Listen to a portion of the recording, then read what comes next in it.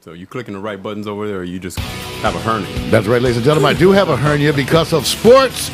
It's all because of Victor Allen's produced, directed New Sports. Victor Allen's own unique neo-urban look into our today's sports happening. Ladies and gentlemen, here's the man who girds his loins. Here's Vic. You're getting better.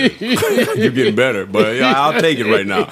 Hey, you guys, welcome to New Sports, where I get to have fun like I'm at, not the barbershop. It's like with the fellas, pre-club environment, post-club, going into Monday night football, talking, having opinions, and we don't know nothing. New Sports, where we wrap it around the question. The question I got right now today is dealing with soccer. Now, I know U.S. has not gravitated to the Big Four sport because I don't know what's fourth. But I can tell you this much. I have a question, and I think you may answer it for me, Mario. I'm not sure. I said, will soccer threaten one of the big three American sports? Football, basketball, or baseball? Now, before you answer, I mean threaten sometime in our future as to replace one of those as in popularity in our lifetime. And the reason why I'm saying this first, it's fast. But anyway, what's the reason? Tell us the reason. You said the reason why you're saying. Well, the reason why I'm saying that is because our sports, baseball, football, or basketball, we try to go out and embrace a global market, right? Right. But we know baseball is there in many ways in basketball, but soccer is already global except for the U.S. as embracing it. Correct. So it's an easier road to get to coming to the U.S. Well, especially with it increasing. No, I think you're on the right track, and Vic, especially with promotional advertising campaigns like the one you have unveiled here. we have to take a look. With campaigns like this, ladies and gentlemen, I'm sure we'll know. But seriously, let me make it clear. It is the phenomena of our day. Let me tell you on a personal level what happened. The recent Women's World Cup is what got me. That's right. The recent Women's World Cup seduced me. I didn't know. I just happened to watch some of the stuff. I was previously not into soccer. Right. But man, I watched the games and I was excited, Vic. So they got me. It's going to be, for me, it'll have to go down in the record book that it was the women's soccer team that really stroked my interest. Those wonderful shots from, man, it's just so acrobatic to hit it from that distance to set up another player. Right. I really loved it. And I think what's happening, what you're going to see is that it's going to definitely replace baseball. Now, let me tell you why. Baseball is still a wonderful franchise, great internationally, Vic. It's solid. Right. But even internationally, it's not in the top in those countries. In each of those countries, it's usually bested by what? Soccer. And many of them soccer, not all of them, but it's, in many of them soccer. Right. So now you're going to see, so soccer's already worldwide, but with the U.S., especially with our increasingly immigrant population, making us more aware. That's right. And not to mention the online marketing, let's face it, the sexiness of women's soccer. It is a sexy sport, I'm sorry. It's just, there is a sexiness. And remember, Solo.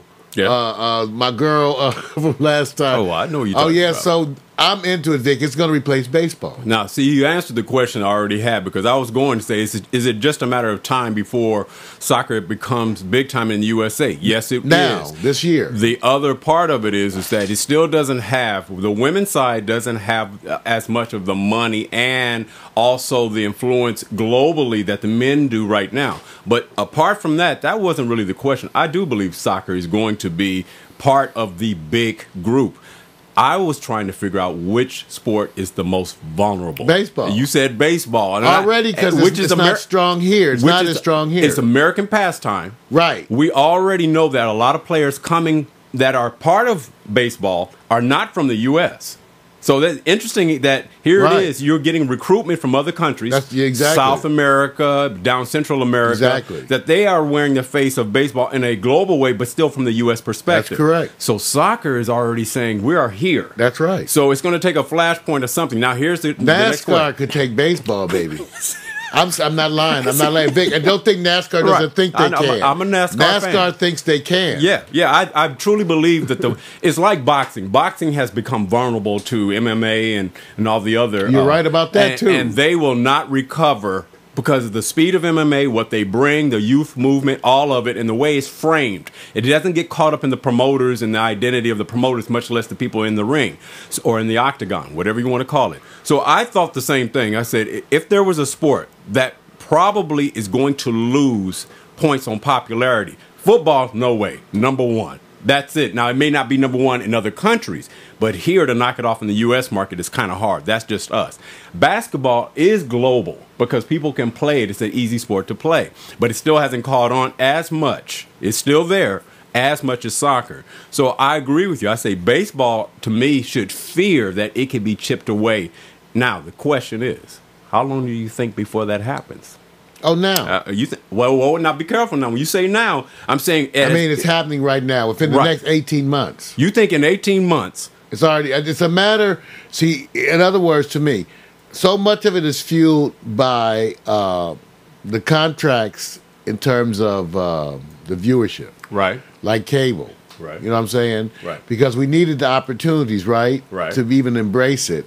And because of that, we were given more opportunity to embrace, like they showed the Women's World Cup. That wasn't always available like that. I agree. So I think that because the recent things have sort of shown that it could be a financial area, that as the networks put more money into it. Right. And I think they're going to do that now, starting now, the summer, next year. So the next 2 years. Because, it takes a minute, but they're going to put the money in now. Right. They're going to show us more and more soccer. Like women's soccer, we're not going to see less women's soccer. We'll see more. We're going to see more. Well, let me give you another question then. We know that the resources and money is coming in. Now, let's just say popularity by fan base followers. How long do you think it will take before you think baseball, which you have selected, will be overtaken by soccer in popularity? I wish I and knew ranking? what the numbers were now, because first of all, you have to look at how they measure it. Right. Are they measuring it by viewership of games? There's a lot of ways, because they're all indirect measurements of popularity. Right. But so that's the first thing I would need to know. But then I would say, Vic, because I really think right now, if you were to really poll the U.S. right now, I'd be really curious how close soccer is to baseball. I wouldn't be surprised if it was right almost on top of them. If we get the numbers, because like you said, we both agree, it's easy to calculate how many viewers. I can try to look it up while you're talking. The dollar value invested in commercials is proportional to the viewers. We go through this exercise every day.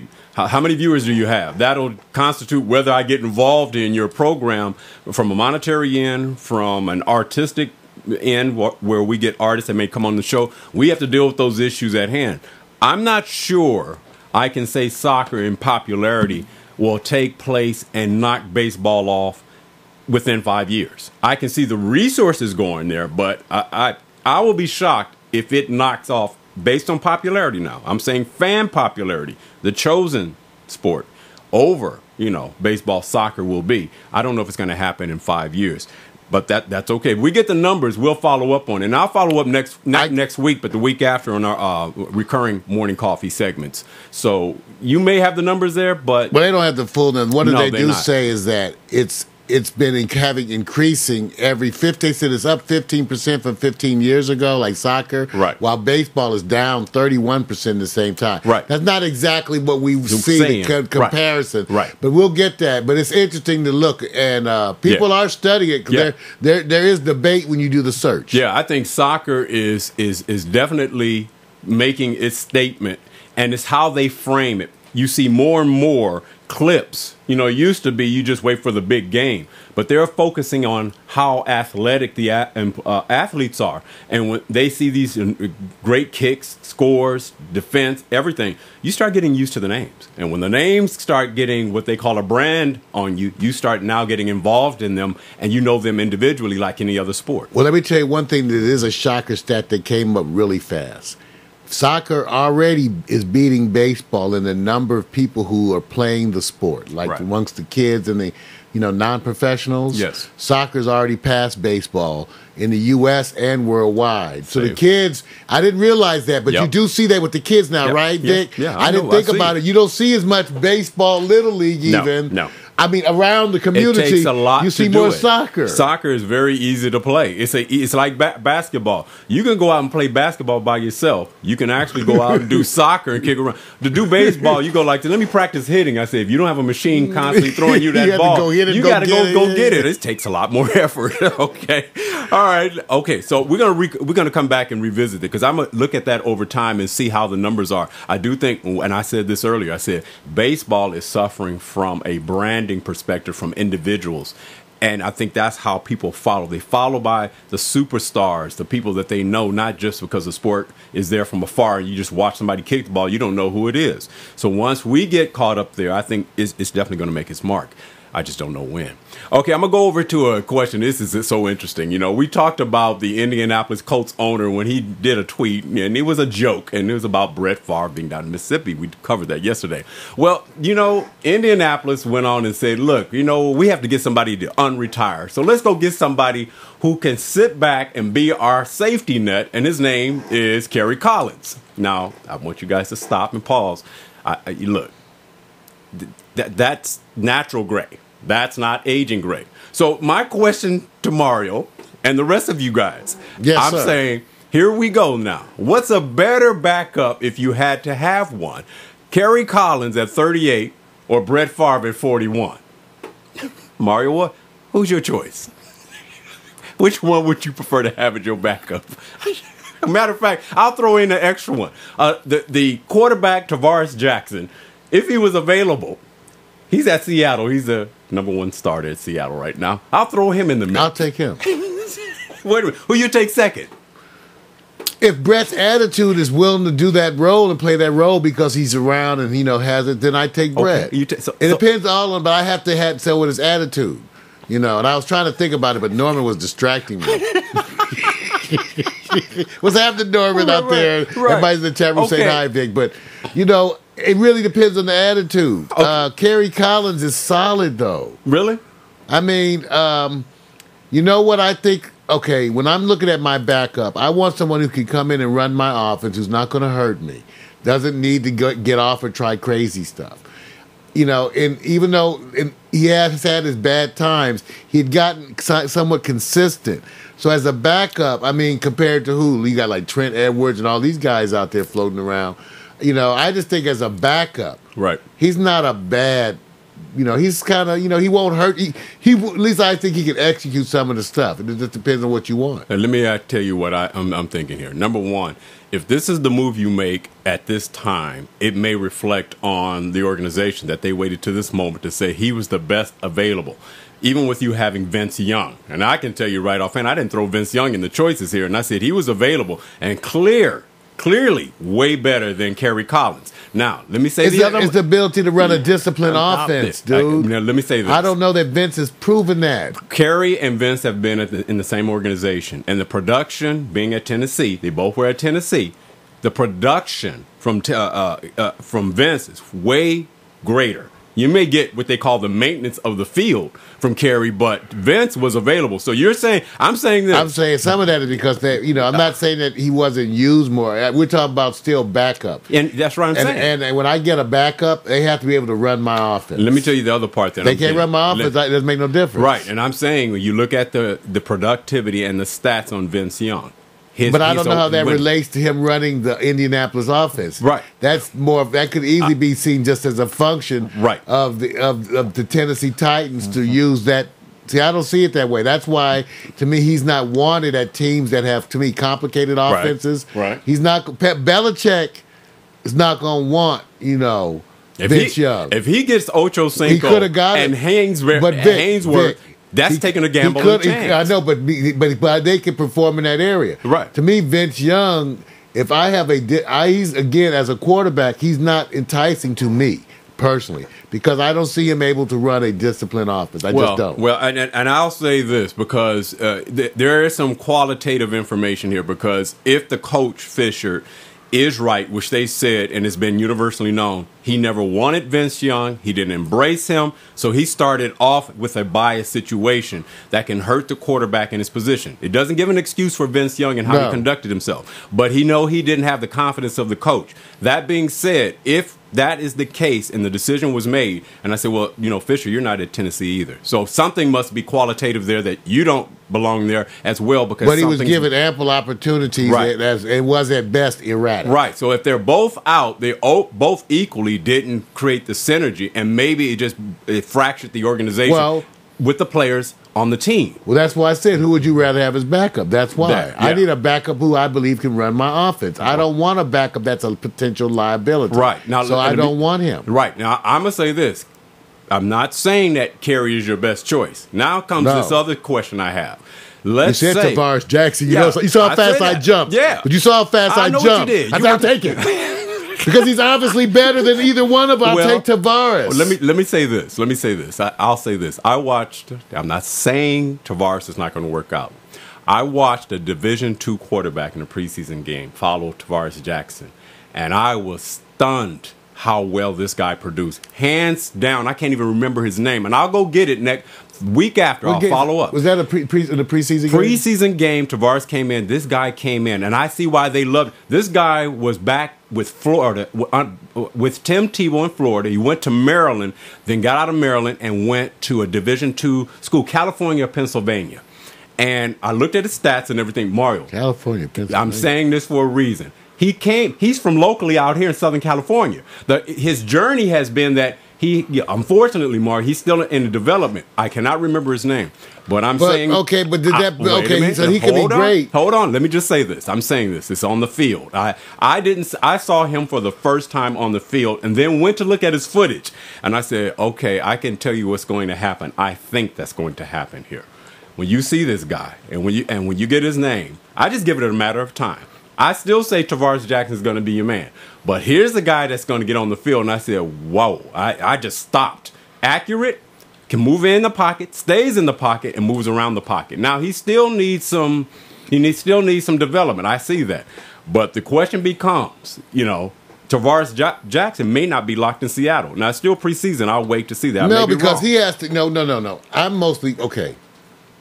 Let me be clear on Tavares Jackson, Dick. I'm mostly hopeful. I haven't had enough because, based on the whole Brett Favre thing, I never did get to see enough, to tell you the truth. So it's more of a hopeful thing. Yeah. Because he seemed to have the right attitude to everything. Right. He seems to be classy, so I really am rooting. But I ain't seen that, and I don't know what Tavares Jackson could do. I have no damn idea. See, this is what I'm saying. I'm just trying. I'm hoping for the brother because he kept showing promise. But that's all as far as I can take it. I'm sorry. So I want you guys to know, the three choices stand. You got Kerry Collins, Brett Favre, and Tavares Jackson. Mario says Tavares first. You know what? Kerry second, and Brett last. But here's the thing I have to say, Vic. You don't think the fact that he gets chosen by Indianapolis, that means that he's got people buying in like Peyton? I take that as an endorsement of him. That's why. I take it as an endorsement of the coach and of Peyton. I take it as this. With such a late move like this, at this time, something is happening with Peyton, and that it's a little bit more serious what's happening with him and less optimistic. So something came up while they're making this move right before the regular season. And I'm saying an organization like Indianapolis is going to be ahead of the game and prepare better. The idea they're doing this now and unretiring Kerry Collins, who retired during the lockout, I said, why would they wait this moment to get somebody who's it definitely retired? Says they show more concern over his injury, but it's still back at the ranch.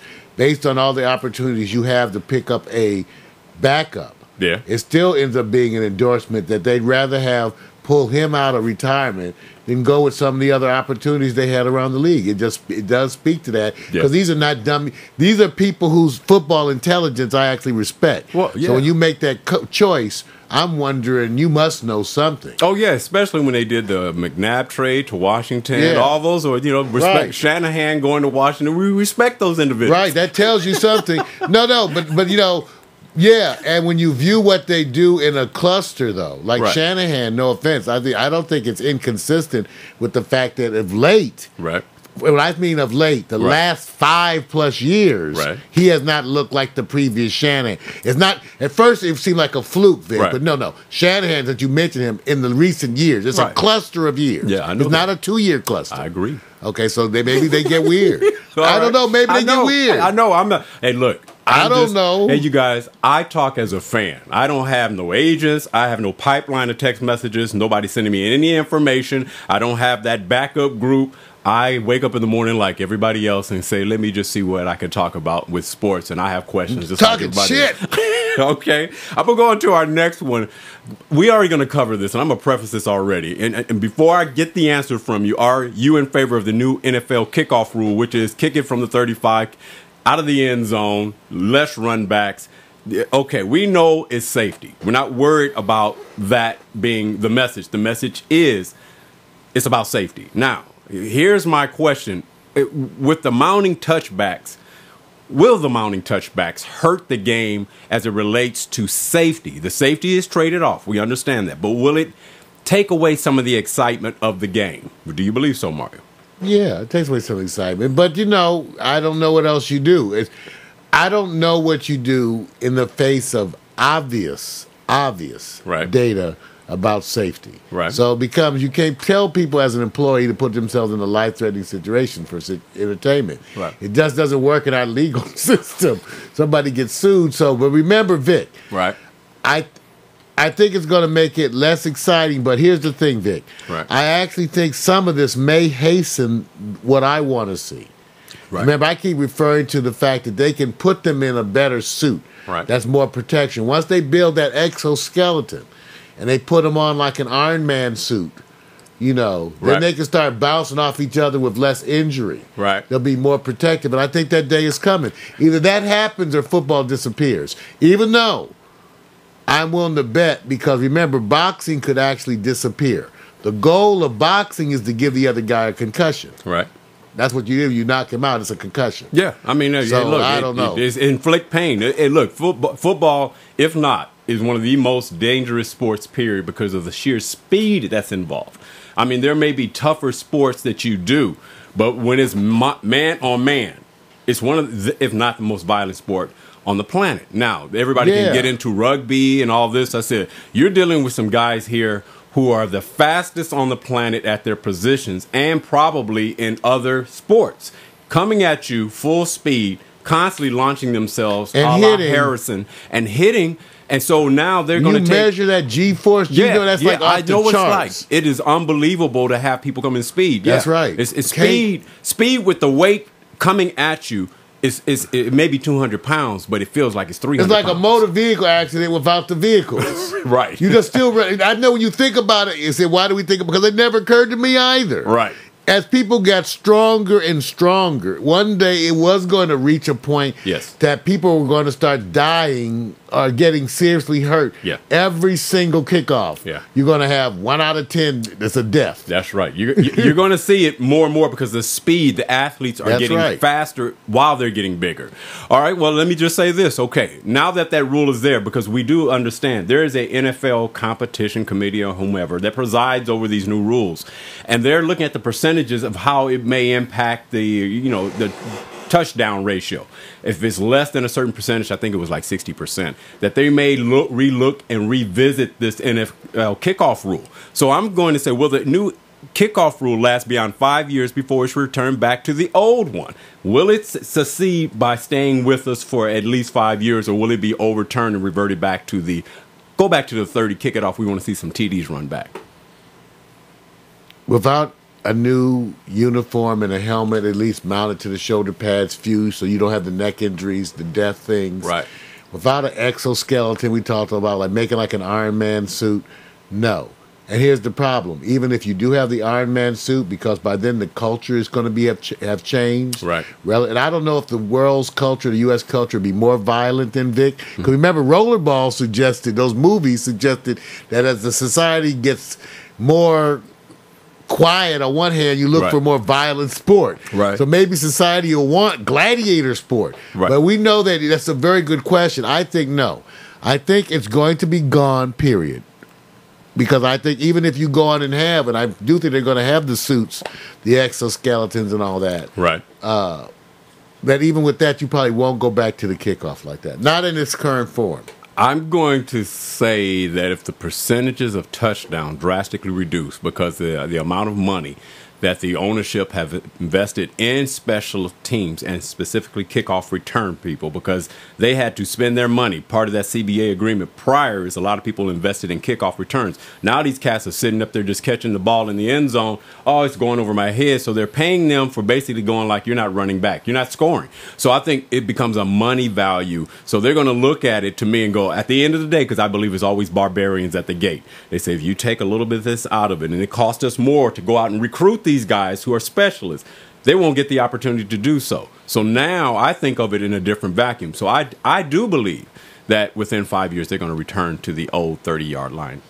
I think all they're going to do, I think in relationship to the offenses, in other words, if that's your consideration and looking what they've done in the past, they just deal with that on its own. Right. They won't try to make offenses score more by adding kickoff returns. They'll do it by changing the rules of the defense, right, what they've already done, right, to allow it so that the offense has more features. Now that offensive linemen can use their hands in that way, right, blocks the rush, you have all these perks. All they have to do, they change even with defensive linemen. Right. Well, all they have to do is say, you can't touch me for 15 yards. Right. And then once they make that a rule, for the defensive backs, then the passing game is crazy. Right. It's already happened, and that's why they're seeing such a boost, right, in the passing game because of the rule. Right. And I think it's no different than the quarterback.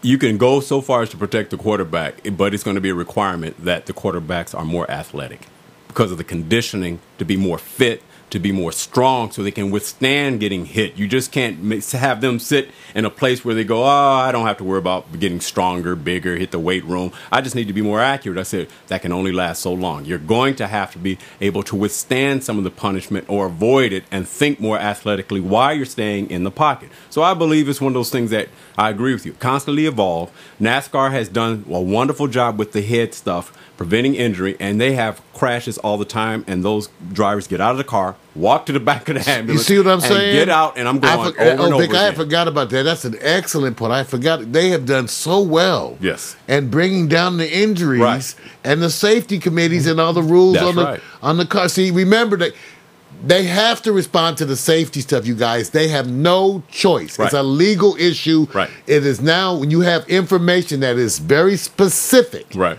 that this is dangerous and injurious to people, right, you have to respond. You can't say as a fan, ignore it. Right. That is not an option, period. Right. And they're working on the helmets as we speak right now. Yeah. So don't think that they're not. So, hey, they it's do. a good They're working. thing. The first thing they're going to do is fuse them to the shoulder pads, right, so your head can't snap like this. Right. And they'll find a way to have it so you can still maneuver, because you have to go back and look at the football days of the 20s and 30s and 40s and go, okay, what are you guys wearing? There's a bunch of designs, Vic. Yeah. You know, one day maybe we can go search online, propose football outfits. Right. And you might see some interesting uniforms. Yeah.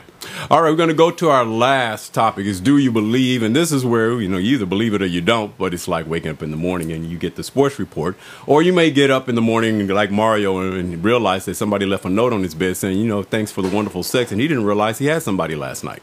He said, you all ready for this, man? Yeah, I'm ready. Do you believe? All right, do you believe? Here it is. 8-time Division I NCAA Women's Basketball Championships under Pat Summitt, recently diagnosed with dementia. Do you believe that she will step aside immediately or continue to coach until when? What do you think, Mark? She's going to... No, it's actually true. Read the story. Wow, amazing. It really brings to light an issue and illness that is out there. Senile dementia, not always one disease too, by the way. As ongoing research, things, Alzheimer's, different forms of these things. Right. But no, I think she is a fighter. She's going to keep playing. And as far as I know, she is already seeking out, the state-of-the-art therapy. She went. She's already, the diagnosis was at the Mayo Clinic, which is revered. Right, so she's going to fight this. So, no, and I think it's going to be with the world watching in. Right.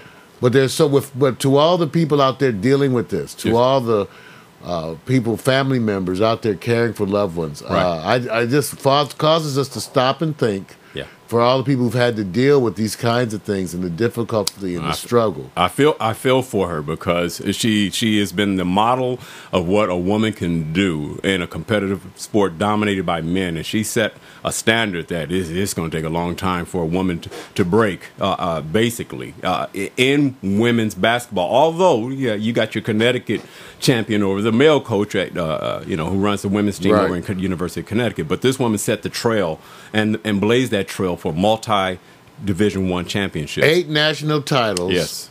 Wow. 8. Now, here's the question. It's going to be very hard to determine when.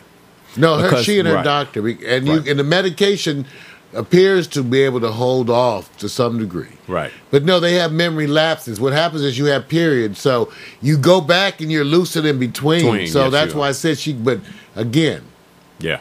It's one of those things that thank you for your contribution to women's basketball. You set a standard that everybody's following. So I appreciate what she's done, and I hope continued success. And maybe the studies, maybe the medical advances will slow this down, and we can have more of her. And it would be wonderful to know that this story is like this. And then here's 5, 6, 10 years from now, she's still as lucid and can still coach and still be effective. So I'm hoping for that. All right, do you believe the next holdout Tennessee Titan Chris Johnson will eventually have a contract that surpasses Arizona Cardinal wide receiver Larry Fitzgerald's 8-year, $120 million contract? Yes. You think it's going to be more? Yes. How much more and how many years? I think it's going to be more. Well, I don't know how many. Well, okay, excuse me. It's not more in money, not more in years. Okay, but that's relative, though. What it is. Even though, running backs, their lifespan taken into account. I think now, especially when you have someone who's to that degree of a standout, right? He demands, and I think what you're going to see is a record-setting contract. Now, I don't know about the length of time, Vic, because I don't think they're going to give a running back an 8-year contract, but it certainly could be a 4-year contract. Well, and if you say 4-year relative to how you average out the 8-year at 120, you see what that makes. And so I'm saying, let's just say he gets a 5-year contract. That at most, maybe 6? Think he can get a 6-year contract? No. 5-year? No. 4-year? Yeah. 4 years running back. See, I don't know. I'd have to look at what they're doing. See, remember, I'm talking off the top of my head. I'd have to see what they're doing right now. Right. And I'm not sure. Right. I just know that the feeling is that he's going to get a contract that's indicative of where he sits today. Right. That's what everybody's saying. Okay. Right. At least they're saying that.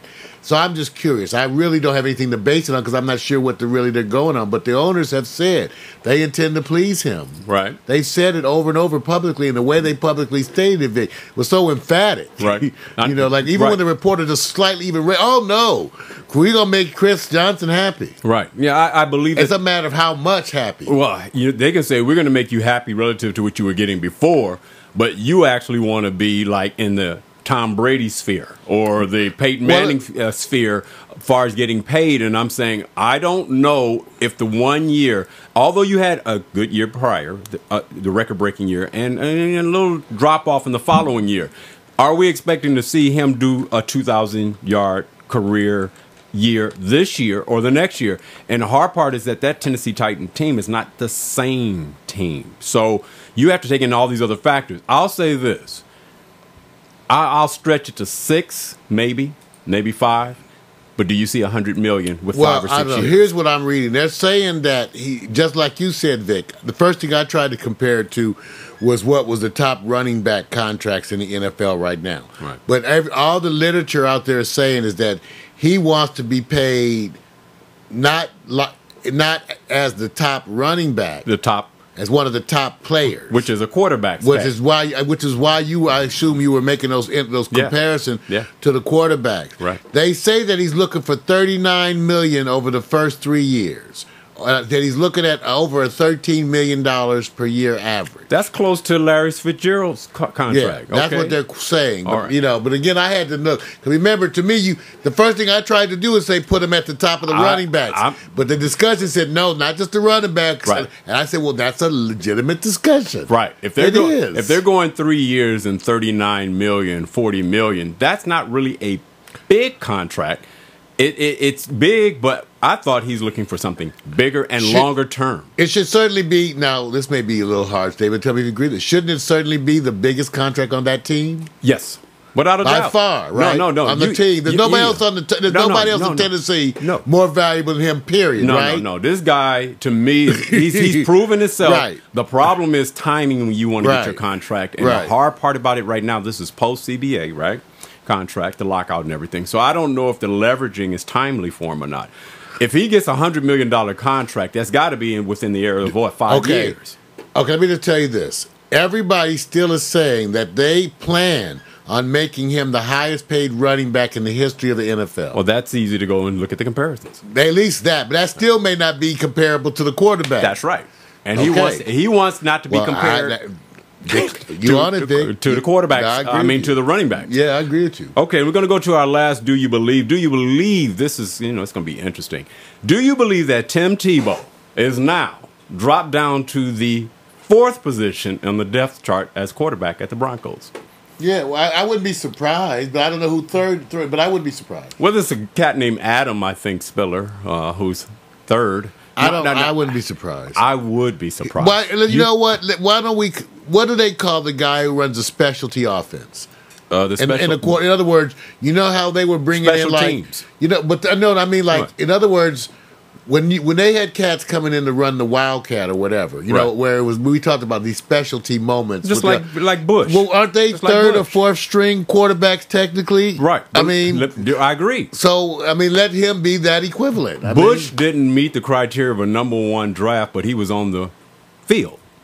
This man is number 1 and dropped down to 4th position. You drafted him in the number 1 gate, which is money drafting spent. number 1 doesn't mean drafting you into a starting position. No, I'm saying the money spent. If you draft somebody at at number 1 in the top, say 17 picks or whatever, and then all of a sudden he's on your depth chart at the 4th position. A quarterback. A quarterback, any position.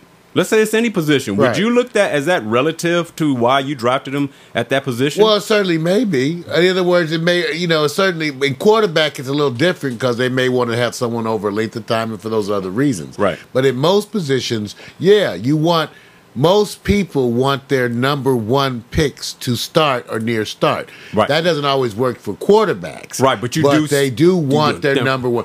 That just has to do with the organization choosing. Right. If you go out and look for a 4th position quarterback, I guarantee you're not going, let's go to round 1 in the draft and see. You're not looking at 4th position. To me, but it speaks to the organization's That's use of Denver. Their draft choices. Are you trying to say Denver is a wonderful organization? No, I'm just saying maybe, in other words, they didn't have to make that decision for him. There are other decisions that were made. Had he been drafted a different place in the draft and still was in that position, maybe people wouldn't be talking about it. But I don't know. Yeah. But it wouldn't make that much difference. I think still because of all the other variables, I would keep him on my team because he's selling tickets and jerseys and all that other shit. Yeah. What word did you just use? Stuff. He's selling stuff. All right, man. All right. But Vic, I still see him as a specialty offense thing. And just run it like that. No, they've already said that the special conditions that he can run in special situations, that's a given. They know that can be done. But, we're talking about a organization that position, here's the 2 people fighting for the number 1 position. In a matter of a week or 2, and you go, if the reports are true, I'm not saying that they are accurately true, it's been reported, that you jump down to the 4th position. That is not looked upon heavenly that you are being productive. That no matter how you look at his value, you go, 2 weeks ago, fight for number 1. Now I'm in 4th position as quarterback. There's a message going out. I'm not sure what that is. That's all I'm saying. I don't know. I guess, I guess the part that kind of surprises me is that this continues to be a big discussion point, but I don't see it as a surprise. Everybody knows that the question is of his ability. Right. It's either 3rd or 4th. It's only a difference between those 2 positions. He's not really the second stringer. It's not news that people question that. Right. It's just interesting that the media continues to cover it like it's such a shocker. I don't see it as a shocker. Whether he's 3rd or 4th, to me he's a specialty offense player. They selling jerseys. I think that everybody's happy with it. It's something for some reason. The media likes to talk about it because I guess some folks feel like he should be either off the team which is up to the team. They're paying him. No, that's not the... Or a few people should think he should be actually higher. No, but how would they know? No, I'm not saying that he should be off the team. I'm not ever saying that he shouldn't be on the team. What I'm saying, you already alluded to. You said he's a specialty player. He's not a starting quarterback. That's what you said. Yeah. Okay, that's what the whole thing is about, his capability to start as a quarterback. Well, no, I don't even think, again, it's interesting what the sports people like to talk about to me. So to me, it's no question. I don't understand why every time I turn on the show and it's Tim Tebow, they're still talking about this. Right. Like it's news. Right. I go, have we all agreed he's not a starting quarterback in the NFL right now? But you guys, they got to talk about it every sports cast. Of course, like Kim Kardashian. You love Kim Kardashian. Same answer. Okay. But so we don't talk about it every broadcast. We talk about it frequently. That's frequently enough. is enough. I'm going to go back to all the and you Kim didn't put stuff. that in your show. Where's her dress? Shit. Is that supposed to be part of the New Sports, Kim? Yes, it is. I forgot to tell you guys, New Sports is wrapped around an element of sex when we have women on the show. So, yeah, we're going to bring Kim back into camp. I got you, Chris Humphries. Oh, well, now it's Kim Humphries. See, I can't even know. Vic will remind us who her husband is because we can't remember.